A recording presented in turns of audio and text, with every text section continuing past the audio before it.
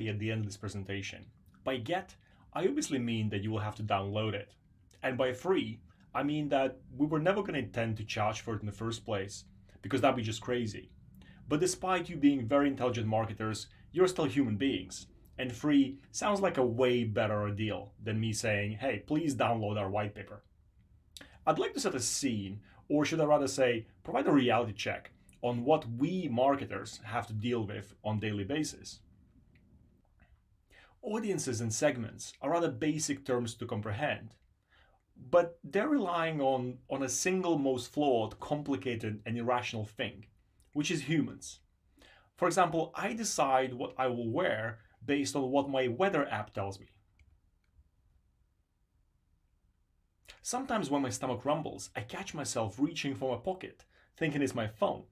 Now think about it for a second. The feeling to check my phone supersedes my hunger. The phone addiction is so severe that people are inventing techniques to cope with it. For example, a friend of mine does 10 sit-ups every time she has desire to check her phone. Also, my political opinions and the worldviews are formed by what I read online, knowing well that Google recommends articles that are just supporting my existing biases, and perhaps narrowing down my view even further. But then again, I'm too lazy to do anything about this. How many people in the world are not even aware of this? And surely you'd think advertising and marketing is there to make us happier. However, there was a recent study done, in fact, a study done back in January this year, to prove that actually advertising makes us unhappy. If we were to double the advertising spend, it would decrease the life satisfaction by 3%. How significant is that? The title says it best. Marketing today is insane. Best time, best channel, best message, they said. It really makes it sound like you have three options to choose from: 10 a.m., email, Sunday stock clearance. Reality is so much more complicated. Best time also depends on the context of the interaction, contact frequency, or who the customer is. Best message can also have an offer that not everyone is eligible for. It needs to be personalized, and it's also part of a campaign that is trying to deliver a particular strategy where other messages are competing for the same customer's attention. And best channel will be limited by customers' channel preferences or even channel limits. All of this just to deliver a single message. In most organizations, you will have hundreds of these messages running on a weekly basis. So here's the most fascinating fact of all. 58% of marketers say their companies base at least half of regular business decisions on gut feel or experience, rather than being driven by data and information. You incredible superhumans. There was a study done on the performance of the best AI models to predict customers' likelihood to convert or churn. Now, if an AI model is relying on customer demographic and transaction data alone, it can take up to a year to deliver 54% accuracy. To get an accurate prediction quicker, you also need to add channel behavior, customer choice, engagement, customer satisfaction, and message history. Yet most of your decisions are based on gut feel. Analytics and insights is ultimately about improving something. Let's take, for example, you're trying to improve your body or health. You have a number of options. Go on a diet or a meal replacement plan. Buy a gym membership or get a personal trainer. Run, which is free. Or even do 10 sit-ups every time you have the urge to look at your phone. Or you can also get a smartwatch to track your progress. I think marketing is a bit like sport. Some people do it to stay fit and make sure they live long and healthy lives, and others do it to win big. The ones that do it to win big analyze everything: calorie intake, sleep patterns, distance run. And you don't win Olympic gold medals without analyzing everything you do. So here's a question we should be asking ourselves. Do we do marketing not to get a heart attack or to win big? I think Helen Hunter said it the best. It's the execution of thousands of small improvements over and over again that drive transformation to the business. We at Mapp fully subscribe to this thought. Marketing transformation will come from you being able to identify thousands of small improvements over and over again and acting upon them. So, what is stopping most marketers from identifying these improvement opportunities? Well, I think the problem is with traditional analytics. Typically, what happens is that you ingest these different data sources, the web behavior, transactions, customer choice, channel behavior, into a single repository where you aggregate the data. And then, off the back of that, you probably have very smart analysts creating heavily customized dashboards that only they can understand. And in some cases, this data is being fed into other platforms via batch exports. The challenge with that is that there is a lack of talent that can actually understand and leverage these marketing analytics. It is even harder to actually act upon this data and operationalize insight. And then, if the insight is found, it's then even harder to link it back to individual customers to do anything about it. And the insight is only as valid as the accuracy of the data that you capture in the first place. And then, if you're able to do all of those things, the data is not always immediately available in all other platforms. Now, if you are able to apply insights to actions immediately, you can do things like this. So let's imagine you take the most obvious program that all of you guys are running, abandoned basket. Let's say someone has abandoned a basket worth £105. 4 hours to re-engage them might be the best time. However, what happens if the basket is only £15? Or what happens if the basket is £150? So if the basket is £150, it might be way too late to re-engage its customers. Or if the basket is 15, it might be way too late. And the challenge that most marketers are facing themselves by relying on gut feel and averages is that they're missing on these opportunities. And this is what we're saying here, is that marketing based on averages creates average results. So why should you invest in better customer insights and analytics? Well, there's been numerous research done into this topic, and Nucleus research of 2 years of analytics ROI has proven that for every dollar or every pound, whichever currency you trade in, does deliver $9 return, which basically means 900% ROI. Let's go back to the abandoned basket scenario. Let's say you had 10,000 baskets that have been created over a period of time, maybe a day, out of which 78% have been abandoned. And then out of those abandoned baskets, you were able to identify 8% of those. And then you deliver emails, 97%. 35% of those end up opening the email, and perhaps you get a 4% conversion rate, which results in 8 sales. And typically what would happen is you would look at improving the bottom of the funnel, doing things like improving the open rate by 10%, which by the way can be quite hard. And that would give you an extra 11 conversions. Or you can look at improving the inbox placement rate and deliverability rate, which again is very, very important. But again, that might give you an extra conversion.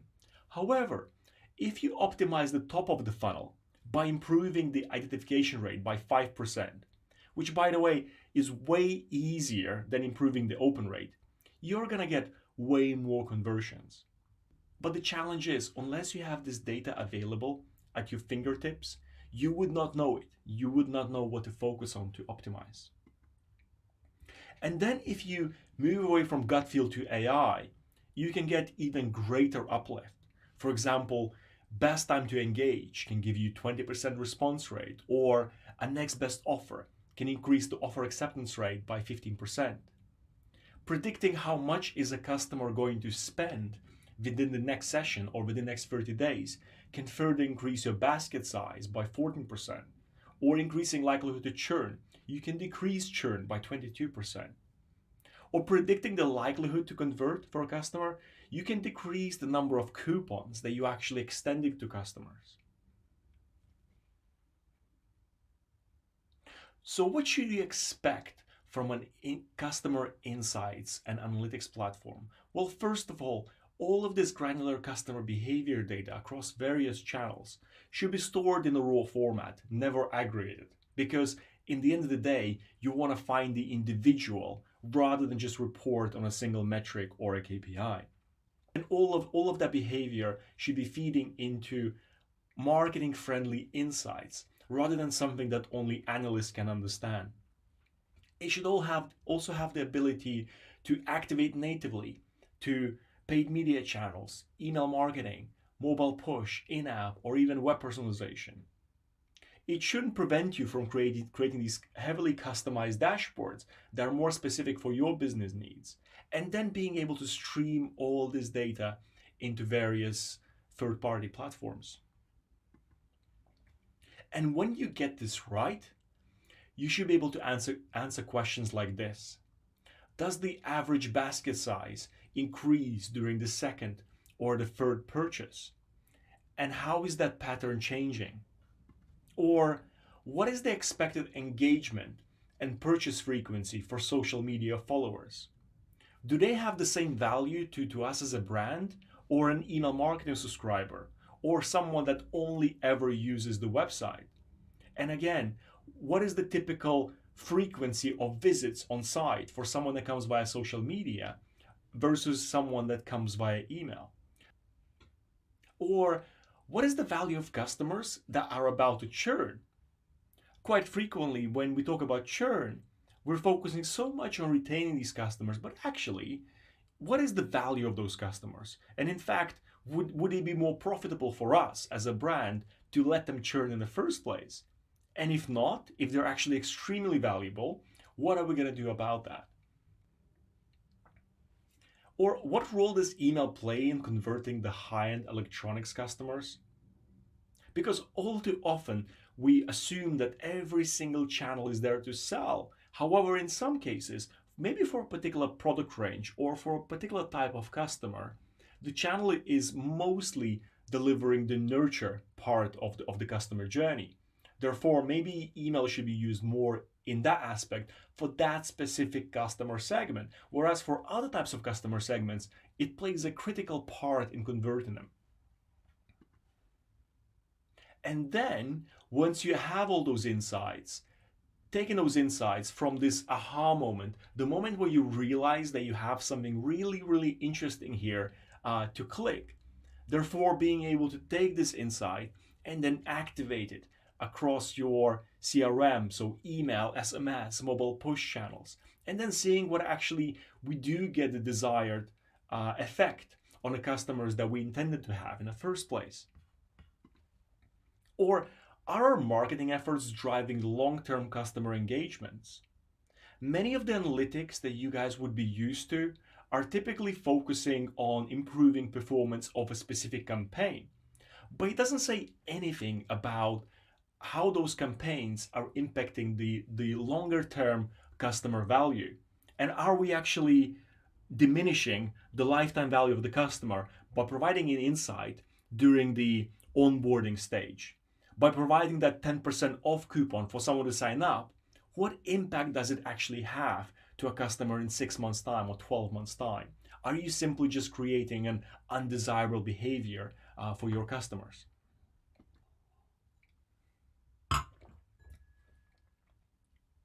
And last but not least, answering a question whether everyone in your organization, as well as your external partners, are focusing on the same set of KPIs. Let me give you an example. Homebase is a long-standing client of Mapp, and every 2 weeks we used to meet up with them and their agencies to discuss the strategy for the next couple of weeks. And all of the agencies, including ourselves, would provide different dashboards reporting how well the individual channels have reported. And the problem with this approach is that every single channel, whether it's paid media, whether it's email, whether it's SMS, or whether it's social, they're all tracking conversions. And we know it's not true. Not every single channel is there to sell. Therefore, if we meet up and discuss all these different metrics in a way assuming that they're all supposed to drive conversions, well, we're all just wasting our time. So instead, what Homebase did, they implemented these dashboards to show what is the actual contribution of each individual channel and what role does email marketing or mobile push play in converting that individual customer. Therefore, in the next bi-weekly meeting, we can actually look at metrics that matter and then decide, okay, it seems to be that our third basket seems to be declining. What can we do about that? Or perhaps this month we don't seem to have as many people at the top of the funnel in terms of the kitchen booking appointments is not as high as we did last month. So what are we collectively as a group going to do about that? And then come up with strategies for that specific KPI rather than all just talking about conversions. So here's another question for you. Do you guys have a FOMO yet? If not, your competitors are increasing customer insight spend by 61%. And that's not just me saying it, that's the CMO survey saying it. If I had to guess why that is, because analytics is not a new thing. Neither is customer insights. It's something that we've been familiar with for a very, very long time. And I think one of the main drivers for people investing more in customer insights analytics is because of AI. And that's because you can't reap the real benefits of AI if you're not going to understand how to operationalize insight, how to expose insights to your marketing teams, and then systematically turn those insights into actions. Also, analytics produces way higher uplift in performance than mobile and social. And if you guys right now haven't fixed your analytics and haven't fixed your customer insights and are creating programs for social and mobile, you probably should be rethinking your strategy. Here are some of the examples of not so small improvements across various verticals. Through delivering better customer insights, a daily newspaper and publisher was able to reduce the ad impressions to deliver a single sign-up. Also, an international intercity bus service was able to save over €150 per single email campaign through not exposing coupons to people that they knew they're going to convert anyway. Or an international leading bank was able to increase conversion rate for online credit card applications through being able to surface the insight to the marketing team way quicker than they normally would have. And an international insurance firm was able to increase the newsletter engagement by 60% through getting better customer insights, segmenting people based on the way they interact with the brand on site as well as the app, and then serving more relevant communications. So here's a quick summary of what we're talking about today. Marketing analytics contributes way more to your company performance than social media and mobile. And if you haven't fixed your analytics yet, it's about time that you should. Also, if you implement customer insights platform correctly, it can contribute up to 5% of your annual revenue. Also, it brings £9 in return for every single pound spent, or dollars, whichever currency you trade in. Also, your competitors are increasing spend in customer analytics and insights from 7.2% to 11.6%. And more importantly, marketing based on averages creates average results. That doesn't just apply to the abandoned basket example I was talking about earlier. It applies to your churn prevention campaigns as well. If right now you're still doing your churn campaigns based on people that haven't made a purchase with you for the last 6 months and you're trying to retain them, you're making a huge mistake. There's better ways of doing this. So thank you so much for watching this presentation. I hope you found this insightful. This presentation so far only covered some of the examples of what you could be doing. If you're looking to develop a business case for better customer insights and analytics in your organization, do download a white paper It has all of this content as well as a methodology for building an ROI for customer insights in your organization.